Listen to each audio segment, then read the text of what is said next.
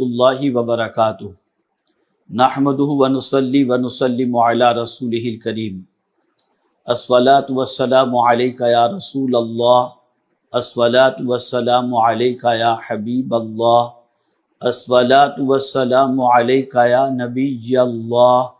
وعلی آلک واصحابک یا حبیب اللہ صلی اللہ تعالی علیہ وآلہ وسلم۔ میرے پیارے آقا صلی اللہ تعالی علیہ وسلم کے پیارے دیوانوں، شب برات اور اعلیٰ حضرت عظیم البرکت امام عشق و محبت امام احمد رضا خان محدث بریلوی علیہ رحمت والرضوان کا معمول۔ اعلیٰ حضرت عظیم البرکت امام عشق و محبت فرماتے ہیں شب برات قریب ہے، اس رات تمام بندوں کے اعمال حضرت عزت میں پیش ہوتے ہیں۔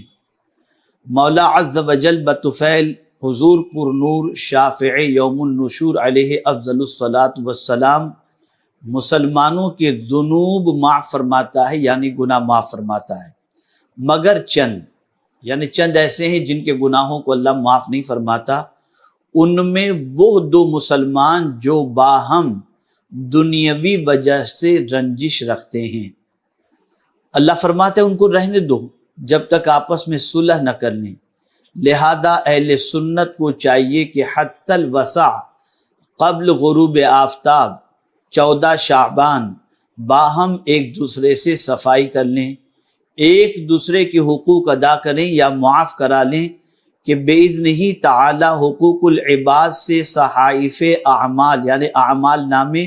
خالی ہو کر بارگاہ رب العزت میں پیش ہوں۔ حقوق مولا تعالیٰ کے لیے توبہ صادقہ کافی ہے، یعنی سچی توبہ کافی ہے کہ آقا کریم صلی اللہ علیہ وسلم نے فرمایا التائب من الذنب کمن لا ذنب لہ، گناہ سے توبہ کرنے والا بے گناہ کی طرح ہے۔ ایسی حالت میں باذنہ تعالی ضرور اس شب امید مغفرت تامہ ہے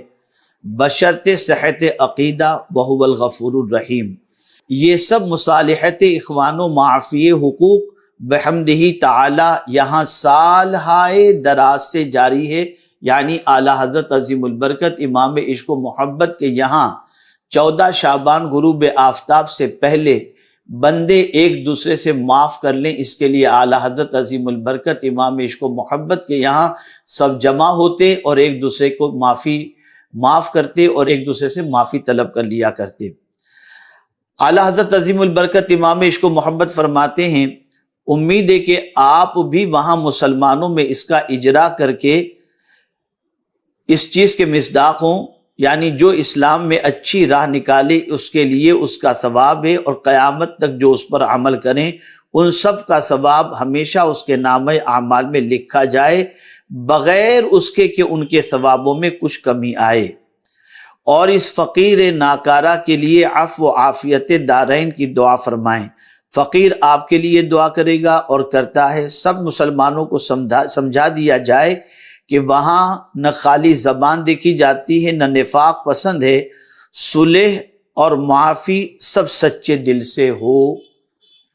یہ پیغام میں اعلیٰ حضرت عظیم البرکت امام عشق و محبت کا آپ کی سماعتوں کے حوالے پڑھ کر اس لیے کر رہا ہوں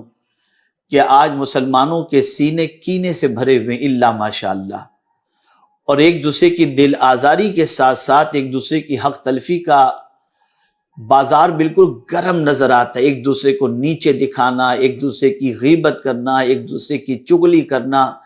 مردار بھائی کے گوشت کھانے کے مترادف ہے۔ جہاں چند بیٹھے تو تیسرے کے لیے منصوبہ سازی کرنا، العیاذ باللہ الا ماشاءاللہ۔ تو ہم سب کو چاہیے کہ شعبان المعظم کی 14 تاریخ کی آمد سے پیشتر اعلیٰ حضرت عظیم البرکت امام عشق و محبت کے معمول کے مطابق اگر دنیاوی رنجش کسی کے ساتھ کسی طریقے سے کسی مومن کے ساتھ ہو تو سچے دل سے معافی مانگ لیں، ان کو معاف کر دیں اور ایک دوسرے معافی تلافی کر لیں، اس لیے کہ اعلیٰ حضرت عظیم البرکت امام عشق و محبت نے شب برات سے متعلق فرمایا کہ اللہ عز و جل اس رات سب کے گناہوں کو معاف فرما دیتا ہے سوائے چند لوگوں کے۔ ان میں سے 2 وہ بھی ہوتے ہیں جو دنیاوی معاملات کے سلسلے میں ایک دوسرے کے لیے دل میں رنجش رکھتے ہوں۔ جب تک کہ یہ 2 آپس میں ایک دوسرے کو معاف نہیں کرتے اللہ بھی معاف نہیں کرتا۔ یاد رکھیں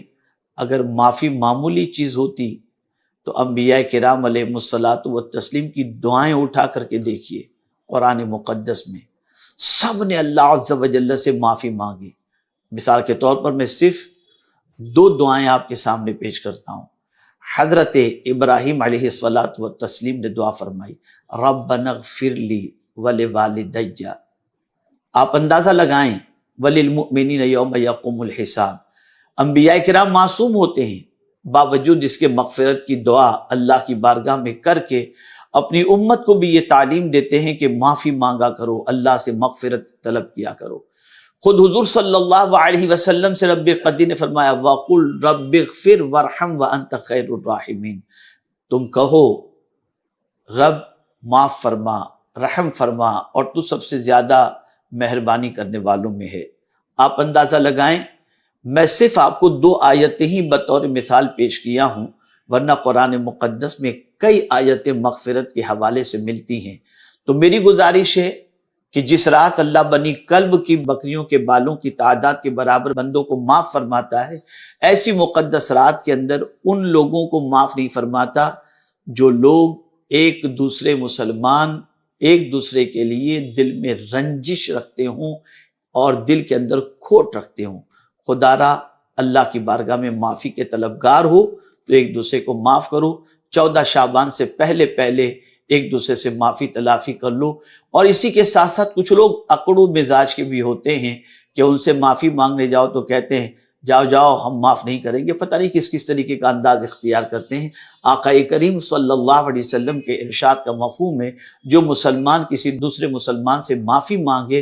اور وہ معاف نہ کرے تو آقا کریم صلی اللہ علیہ وسلم فرماتے ہیں کل بروز قیامت وہ میرے حوض کوثر پر نہ آئے۔ یاد رکھو